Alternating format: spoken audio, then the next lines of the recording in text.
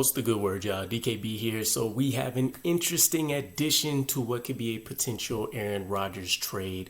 And to be honest, that's probably going to be the biggest consistent main theme, at least for our side at the New York Jets, until we get an official decision from Aaron Rodgers on whether he wants to actually continue playing and add to his legacy as a Hall of Famer, or if he actually wants to go ahead and call it quits and join a potential Hall of Fame class with Tom Brady, among some others that I'm sure will continue to want to retire this season, such as J.J. Watt. So who's this particular addition? Well, it happens to be a former first rounder of theirs as well, and safety Darnell Savage. And at first thought, I kind of liked it, right? We have a need at safety, at least a need to want to upgrade that position, which I think could be easier than maybe, say, an upgraded linebacker for us, considering that it shouldn't be too hard to find better production than LaMarcus Joyner. You think about Tony Adams, who we had as an undrafted free agent the last 2 weeks of the season, and we loved what we seen from him, even though there was nothing that necessarily was eye-popping in terms of snagging a bunch of interceptions, forcing fumbles, things of that nature. It was just solid, strong free safety play, and he wasn't necessarily giving up, a ton of deep passes, which as the last line of defense is something that we're really careful to scrutinize with our defense. But LaMarcus Joyner was giving up completions at the rate of almost 20 yards per catch. And so regardless of if it wasn't a touchdown opportunity, teams were still scoring big whenever LaMarcus Joyner was targeted. So we definitely need an upgrade there. I'm still hoping that undrafted free agent Tony Adams is actually the answer, but go ahead and throw as many darts as you can at this roster, and let's really make sure that we are building up the best championship roster that we can. So when we think about this trade, originally Aaron Rodgers was the only player acquisition we were going to get. It didn't even seem like we were going to be able to acquire any picks. And so the general message we were receiving is that the Packers were really only considering legit offers if it included 2 first-round picks. Now, I think that's a bit much. A lot of people that have been watching the last couple episodes I've put out about Aaron Rodgers knows I'm considering him a 1-year rental. Even if we get 2 years out of him, that puts us back in the same position where we're looking at Zach Wilson.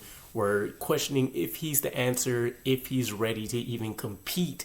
And then, same questions again. Do we want to go to the draft for a rookie quarterback? Or do we want to go out and try to acquire another veteran quarterback once again? And now we're down to first-round picks, which we've seen Joe Douglas seem to improve draft over draft in his tenure so far. But still, it would be nice to have a more surefire chance in the top 32 rather than hoping we can find something in the mid to late rounds. So Aaron Rodgers, 2 first-rounders, bit steep for my price. It seems like that has cooled off a little bit now. There hasn't been anything strictly saying that the Packers are willing to accept less, but a lot of the trade compensation that I'm seeing is dwindling off. So even most recently, it was that the New York Jets would get Aaron Rodgers and we would provide them our 2023 first-round pick, and then a second and a third rounder in 2024 would get the job done. It's interesting now because we're saying, and from the Packers side, this actually benefits them with trying to unload Darnell Savage. It's a relationship that's going sour anyways based off some recent performance from him. And I had to go and check him out, of course, but essentially the way the trade would stand now is that the compensation wouldn't differ. Aaron Rodgers and Darnell Savage, we would send them a 2023 first round pick. And a second and third, for instance, in 2024, as I mentioned. Now, what's the problem with Darnell Savage? Well, when we check him out, 25 years old, 5'11", about 198 pounds, the 21st pick in the 2019 draft. As I mentioned, he's a former first rounder, so he has that play tendency, at least, to say that he should be one of the better safeties in the league. And one of the physical traits that he brings, which everybody would love, is speed. We're talking about a 4.3 640-yard dash that he ended up doing during combines and pro days. I love his body of work, though, just in terms of the experience he would be able to bring. 62 games. He started 59 of those over that series. He's had 9 interceptions.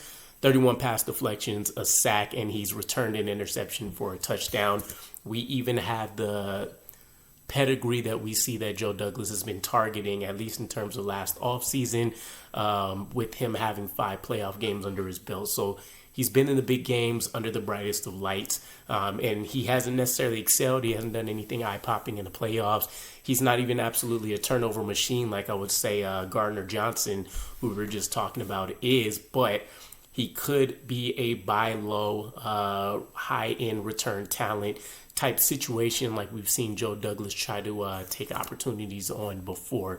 This doesn't even exclude us from still trying to add a safety in the draft, or potentially still trying to sign somebody like a Gardner Johnson, because we don't know what we have at safety. Undrafted free agent Tony Adams and Will Parks, who we re-signed, are really the only 2 guys that may realistically stay on the roster. Ashton Davis, Whitehead, they can both be cap casualties. LaMarcus Joyner, I would say, is probably more likely to retire than not. So might as well start trying to get the bodies in place at that position. There are some concerns with Darnell Savage, though. As I mentioned, the Packers would be looking to unload him, and this is due to cap flexibility. He's in the 5th year of his rookie contract, so he would be owed $7.9 million as his option. They would love to have some of that money back. And then again, it's been one of his worst seasons in his pro tenure so far, year 4 for him. And there's a few things, right?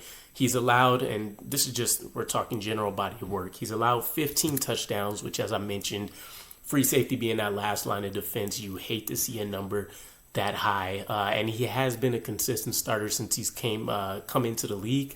So it's not exceptionally crazy, but more often than not, after the first 2 years of his tenure with the Packers, he's been a liability on the back end. For instance, the last 2 years, he's allowed a passer rating over 100 when he's been targeted. There is the missed tackle rate as well. He's been averaging about 11.63% missed tackles over the last 4 seasons. Better than Gardner Johnson, to be honest, but Gardner Johnson is also bringing more proven production than what we're seeing out of Darnell Savage. But again, buy low, we may get a huge return on our investment. And there's a couple reasons for that, right? His best years in the league, which was his rookie and sophomore years, he was playing under Mike Pettine, who ran a dime defense for the most part. He loved having those multiple bodies out there. And you're also talking about seeing the Packers, at least during that time, 2019 and maybe up until 2021, actually investing significant resources into the defense via the draft, via the free agency. So he also has some pretty strong running mates. And then we get to his junior year. Joe Barry comes in. He employs a soft zone defense, which just didn't mesh very well with what they asked him to do. But they still valued his versatility. He was able to play free safety. He was even able to play strong safety. They played him as slot cornerback. So we also had that positional versatility going for us, much like we've seen with Gardner Johnson. But his play this season was so bad that at one point he got benched for Rudy Ford. Exactly. I had no idea who the guy was either. I had to check him out real quick. Not much of anything to even mention or speak on. And one of his biggest problems as a free safety is that he's susceptible to deep vertical seam routes. It's been double moves all season that you can go and check out almost on a weekly basis where he's been beaten on those. So that might be something where we have to determine if he can be coached out of that or not. But I would rely on the coaching staff probably saying 4.36 speed. He's still young. He's just essentially entering his prime. Maybe those are things where he can, the coaching staff can allow his physical traits to kind of outshine a little bit while he gets used to this defense. And we probably ask a little bit more of our safeties than I've seen in some other teams that we've had in recent years. But still, he has an amazing front four in front of him. He has better cornerbacks than what we would have found at the Green Bay Packers. And so there's some things that you can feel confident about maybe seeing his production skyrocket a little bit. But let me know what your guys' thoughts are. I mean, this still isn't a deal clincher in any way for me. Again, buy low. Expect a high-end return on investment there. And we're still essentially playing the one-year game with Aaron Rodgers. So this doesn't really sway the needle for me, but it is an interesting little option that could be thrown in there, which would help out the Green Bay Packers. It'd be a decent opportunity for us to see if we can pull something out of Darnell Savage that people haven't really seen since his rookie year. But let me know what your guys' thoughts are. How do you feel about Darnell Savage? What's your latest thoughts on all of the Aaron Rodgers mess? And I'll catch you guys again. Peace.